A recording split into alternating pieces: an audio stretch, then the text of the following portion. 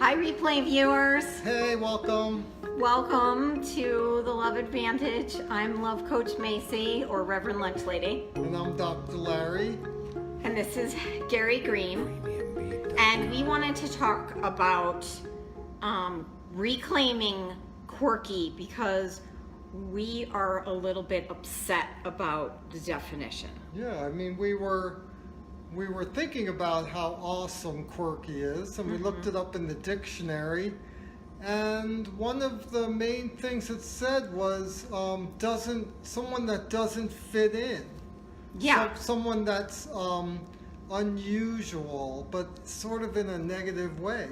Yes. So we just wanted to talk about it and see what you all think and get some feedback.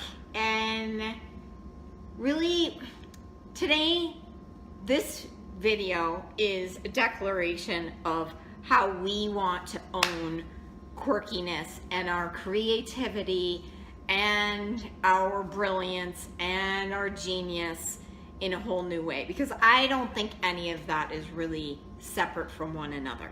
Mm-hmm. Yeah, I mean, when I think of quirky, I think of authenticity, and I know that's like a word that's used so much lately, but it's about being you. And I've spent so many times in my life being afraid of that quirkiness because of fear of judgment. Yeah. I mean, we talked about in our last workshop, we talked about fear of judgment being one of the biggest blocks to creativity, right? Yeah. And so Larry and I have been spending the last couple months actually putting together some content for a big retreat we're doing in Mar de Jade in Chicala, Mexico. And so this word quirky is one that we use a lot, and after really diving into the definition today, I want to really own that for myself in a new way. I already feel like I've always treasured the word quirky, but I have had times in my life where I felt like quirky was sort of a backhanded compliment, or it felt like there was like a negative undertone to it, which I never really wanted to believe. And so put a number 1 below if you've ever felt that way. If you've ever felt like being called quirky was not necessarily a compliment. Mm-hmm. You know, be honest. Like, I think in this day and age, in this wave of, you know, wanting to claim our authenticity, it has more love in it, but not always. So I just think quirky should not be unusual. It should be the norm, because quirky just means that you're being true to yourself. You're expressing the true you, uncensored, and not worrying about how other people will interpret that. Right. And I actually think it's a really good sort of test, because when I think about quirkiness, and certainly in my work as a love coach, it really becomes a good sort of diagnostic for finding those areas that actually become like your superpower. They become the secret sauce. I don't necessarily like using the word sauce, but the secret sauce for your real special unicorn you. For me, I know that a lot of my way of expressing, the way I dress, the way my sense of humor, certainly the way I decorate my home, just so many things about me, I thought there is no way anyone would ever embrace that. And so oftentimes, so much of my life, I hid or I dumbed things down or I didn't express fully in front of people because I thought I wouldn't be accepted. So there's very, very, very few people who saw that part of me. And it wasn't until I really developed a relationship with my own quirkiness that said, wow, these things are actually really wonderful things. It just took some kind of conscious care. And in that, in the thing that I thought would be repelling, I actually found that became, when I gave it some love and light, that became really attractive. Nice. So that's really what I believe. And I've been holding that for a while. So when we read that definition today, I was like, no, you didn't. I think you've really helped me with this whole quirkiness. I think that's pretty obvious. I mean, I spent the first half of my life wearing pretty much, I think, nothing but brown. And to those brown fall color, peeps out there, no disrespect, still love the color brown, all those. You have a lot of brown. Yeah. I do, but you really kind of just gave me permission to just totally go with the whole just splashes of color. I remember seeing these eyeglasses online, and I was like, oh, those are, I love them, but they're too much, I think is what I said. And you're like, no way, you're getting them. And I'm like, and they're too small, and they're Harry Potter, and it's like all these like fears of judgments running through my head, one after another, that monkey mind of what are people going to say about this. And I got them, and I put them on, and all of a sudden I'm getting compliments for them, and people are smiling at me. And at first I'm like, what, why are they smiling? And then I remember I'm wearing these glasses that are kind of quirky. Right. And all of a sudden this quirky thing started people were drawn to me, and they were complimenting me on it, and it was just so fun, and I had connections, and it really, rather than being something that sets you apart and isolates you, it became this quirky magnet to engage with people. Right. So for you, it seems like, I'm just observing, you can tell me if I'm wrong, it seems like what embracing your quirky was about was, it was more of an avenue into a deeper level of creativity. Because I think it's going to be different for everyone, whatever the quirk is. The quirk may be being really smart. The quirk may be, the way you look. The quirk could be a lot of different things, but for you, maybe it was deepening your creativity and being more honest with what feels fun for you, and not being afraid to do that. Trusting. Yeah. Trusting that if this is something I'm feeling, that it's going to be okay. Mm-hmm. And that people are going to love it and people are going to hate it. And eventually that just becomes irrelevant. Mm-hmm. It doesn't make me feel good without hurting someone else. Mm-hmm. It's what is Michael Franti? I love Michael Franti's quote, all the freaky people make the beauty of the world. And from his Stay Human album, and it's such a mantra. It's a beautiful mantra. But I think the most important thing about what I want to share is that embracing your quirkiness doesn't have to look like this. Like, obviously we're a little bit funky and weird and whatever, but it doesn't mean that that's how your expression will look. So, I'm inviting you to just look at those things that you might consider to be too much or not enough, or something that makes you, keeps you kind of outside of your circles in a way. This is just kind of an idea in our mind, or a belief in our mind. It's not true. Right. It's just, what are those things, and consider how that could be a gift for you. How are you holding back in how you show up in the world?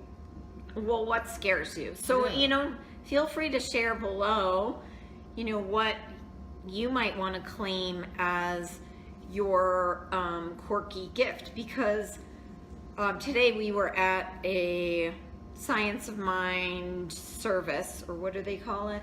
Center for Spiritual Living. Up in Lafayette. And the message was beautiful around the idea that spirit is in everything. I mean, one of the principles of Science of Mind is oneness. And, the minister was talking about how, in this whole idea of being positive all the time and thinking happy thoughts, that we think that that's where God is. Well, that's not. God is everywhere. God is in the light, God is in the dark, God is in the quirky, God is in the weird, God is in the smart, God is in the walls, God is in the ground, God is in a frisbee, God is in, a bag of corn nuts. So God is in everything. So, really from that perspective, then there's really nothing that we need to hide. And one of the messages I sent out this week too, which goes along with all of this, is that our life is a demonstration, is a reflection, is a manifestation of all of the things we've prayed for. Yep. And sometimes we're not even conscious of what we've been praying for.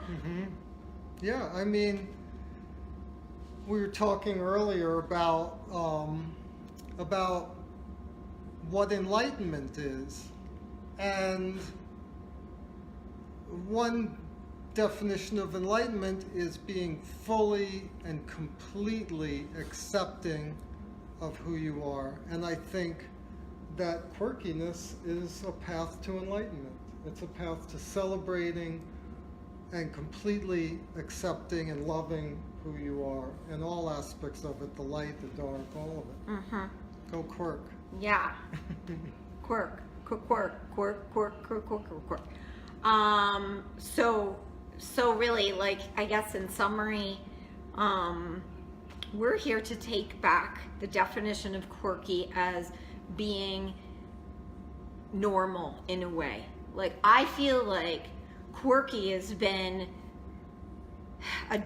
just defined as these things that put you outside of other circles. And what I believe is that everybody has something that we may define as quirky, and it really is what makes us who we are, and what is so important about being human is our journey to embracing all of that is. Oh my gosh. Sorry, Waffle's about to jump off a chair. So we have a lot of animals. So we are I'm sorry. So quirkiness being, the aspects of us that aren't good or bad, right or wrong. They are part of who we are that is so lovable. And here, you take Gary. And to not make it a judgment about why we shouldn't be included or why we aren't. Okay, animal problem. Okay. Gary's gonna attack probably. Okay. Oh gosh. See, this is so. This would There's be a like little jealousy quirkiness going on that's here. not working out. I think I need to be wearing white. Anyway, I feel out of place. Anyway, we're just saying, check out what you might think is too much or unlovable that you're classifying as that quirky thing, or maybe you're thinking that it's not good enough, and no longer do we have to settle for anything less. It's true. And so in that